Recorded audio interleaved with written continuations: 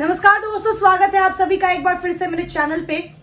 Bharatiya Janata party में केंद्रीय मंत्री और लोकसभा सांसद अनुराग ठाकुर को शायद ही कोई नहीं जानता होगा।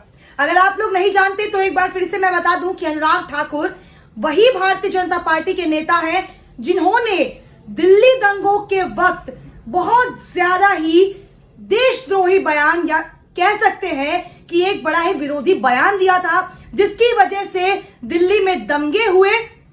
और ये कहानी तो हम सभी जानते हैं कि इसमें किसका हाथ था।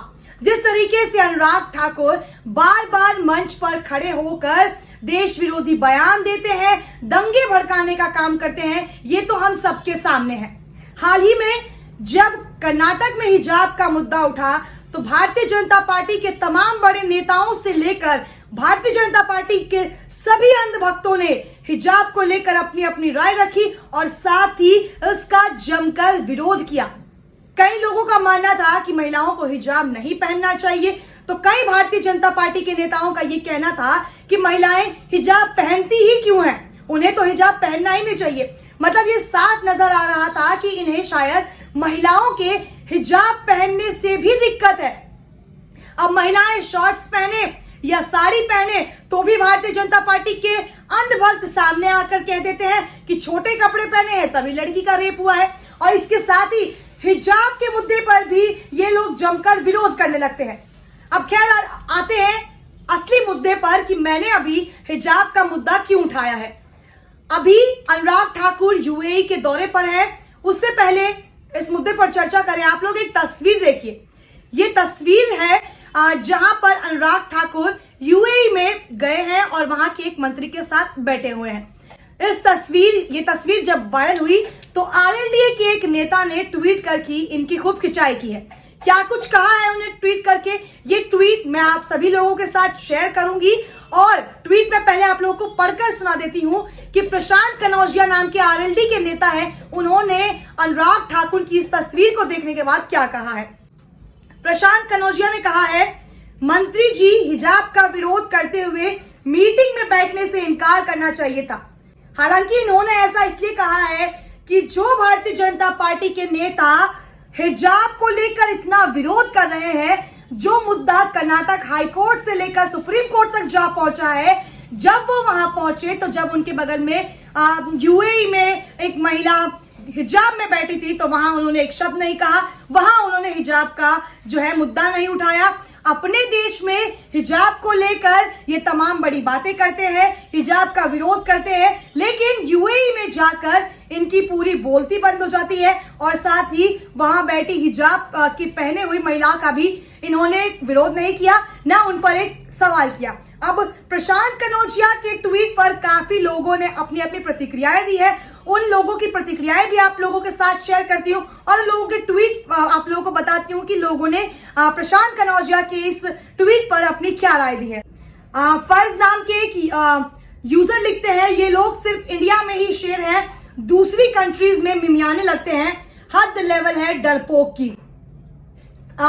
कुमार अंबेडकर नाम के एक यूजर ने लिखा है, इनकी ये फिजूल गर्दी वहां नहीं चलेगी, धक्के मारकर बाहर कर दिए जाएंगे। एक अन्य यूजर है, उन्होंने लिखा है, हिजाब हो या कोई और मुद्दा, मकसद सिर्फ मुसलमानों को प्रताड़ित करने का है। जिनके पार्टी की नींव ही मुस्लिम और पिछड़ा जाति का विरोध पर हो, वो क्या इंसाफ करेंगे। भगवा आतंकी और अंधभक्त इसे देश का विकास मान बैठे हैं। नसीम मंसूरी नाम के एक यूजर लिखते हैं, इनको सत्ता चाहिए, जिस प्रकार मिले, जनता मूर्ख है जो राजनेता के बहकावे में आकर एक दूसरे से ईर्ष्या यानी नफरत करने लगते हैं।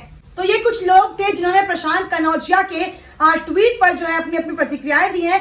अब इस ट्वीट के बारे में अगर बात कर ले तो प्रशांत कनौजिया ने बड़ी ही चुटकी लेते हुए अनुराग ठाकुर का जो है मजाक तो उड़ा दिया, लेकिन इसमें एक सवाल जरूर खड़ा होता है कि जो भारतीय जनता पार्टी के नेता बार बार सामने आकर देश में हिंदू मुस्लिम या फिर तमाम चीजों को लेकर अपनी राय देते हैं, देश विरोधी बयान देते हैं, वो जब दूसरे देश में जाते हैं किसी भी विदेशी दौरे पर तो उनकी जो बातें हैं उनकी सोच पूरी तरीके से बदली हुई नजर आती है।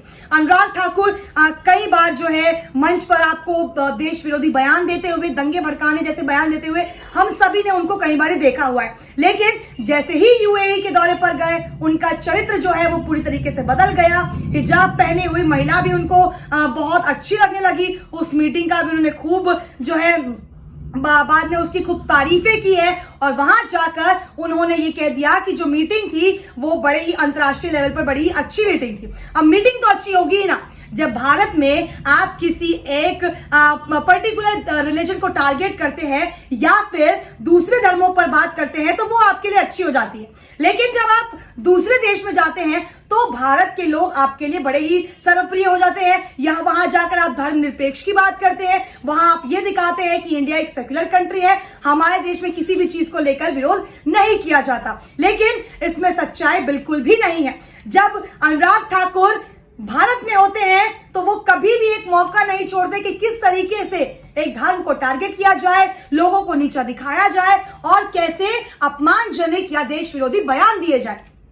ऐसे कई तमाम लोग हैं जो इस वीडियो को देखने के बाद फिर से कहने वाले हैं कि जो है एक बार फिर से मैं हिजाब के मुद्दे पर बात कर रही हूं। और कई लोगों ने इस ट्वीट में ये भी कहा है कि हिजाब का जो हिजाब बैन हुआ है वो केवल स्कूलों में बैन हुआ है। लेकिन मैं आपको पूरी बात बता दूं कि हिजाब का जो स्कूल में बैन करने की बात थी, इसको लेकर हिजाब बाद में बैन हुआ स्कूल में, पर इससे पहले कर्नाटक हाईकोर्ट इससे पहले फैसला लेती, भाजपा के तमाम नेताओं ने यह सामने आकर कह दिया था कि महिलाओं को हिजाब नहीं पहनना चाहिए। अब भारतीय जनता पार्टी के नेता कौन होते हैं ये निर्णय लेने वाले कि महिलाएं हिजाब पहनेंगी या नहीं।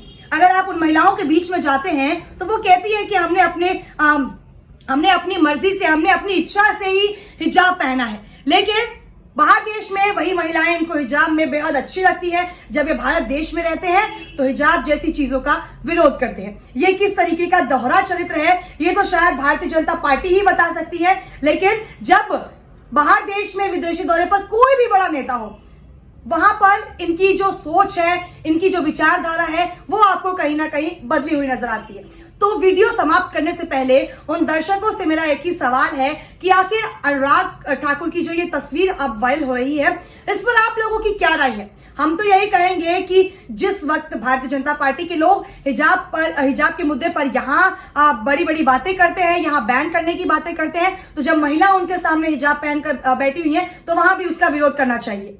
अगर आप यहाँ इन बातों का विरोध कर सकते हैं तो आप कहीं भी कर सकते हैं। खैर, इस वीडियो में इतना ही। वीडियो अगर आपको पसंद आई हो तो इसे लाइक, शेयर और कमेंट करें और मेरे चैनल को सब्सक्राइब करना बिल्कुल ना भूलें। धन्यवाद।